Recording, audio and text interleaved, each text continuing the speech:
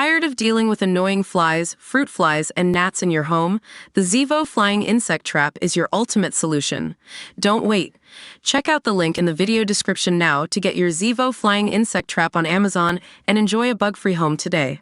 The chilling scale of intimidation that marred the general election campaign is today laid bare, sparking warnings our democracy is under attack. In ugly scenes, politicians and activists had car tires slashed, were hounded through the streets by groups of men and heckled over the Gaza conflict. Masked mobs burst into political meetings and even surrounded one candidate in their car.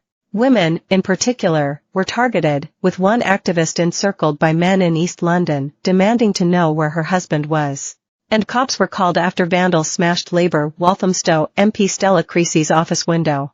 Another politician felt so unsafe, they said a daily prayer of protection. And Brendan Cox, the husband of murdered MP Joe, warned that, without action, it is only a matter of time before someone is killed. A dossier on the sickening abuse was last night handed to new Home Secretary Yvette Cooper by John Woodcock, known as Lord Walney.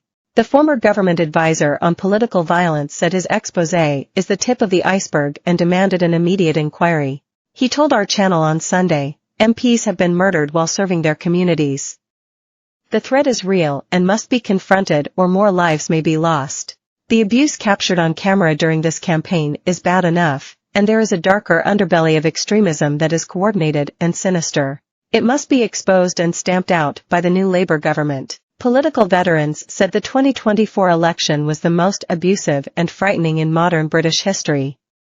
Several members of Sir Keir Starmer's front bench were abused by pro-Palestine protesters. Jess Phillips, Labour MP for Birmingham Yardley, said, "I saw men crowding around polling stations, threatening people going in, people being dragged to vote a certain way, as well as people following activists outdoor knocking, filming them, slashing their tires, threatening them in the street." A visibly shaken Jess was heckled at her victory speech by pro-Palestine campaigners. Brendan Cox, whose wife Jo was carrying out her work as a Labour MP when she was killed in 2016, was meant to go campaigning with Jess, but she cancelled because of the toxic abuse. "There were leaflets going around accusing me of being genocide John," Mr. Cox said. "Unless something changes in politics and policing, I think it is just a matter of time before another MP is killed." Labour candidate Jonathan Ashworth received a torrent of abuse in his Leicester South patch. He even sought sanctuary in a vicarage after men chased him down the street and yelled at him for 45 minutes. "Even when I came out of the vicarage, they were shouting at me with megaphones," he said. "There were leaflets going around accusing me of being genocide John." Jonathan lost his seat to independent MP Shaukat Adam, who reposted a video showing his rival being pursued, with a lengthy statement endorsing the behavior. A spokesman for Shaukat said he would never condone bullying or harassment but added, "A bit of questioning in the street is not unusual in a democracy and, if Shaukat ever lost touch with his voters as Jonathan did, he would expect to be held similarly accountable." Justice Secretary Shabana Mahmood, the Labour MP for Birmingham Ladywood, was targeted by masked men who disrupted a community meeting, terrifying those in attendance.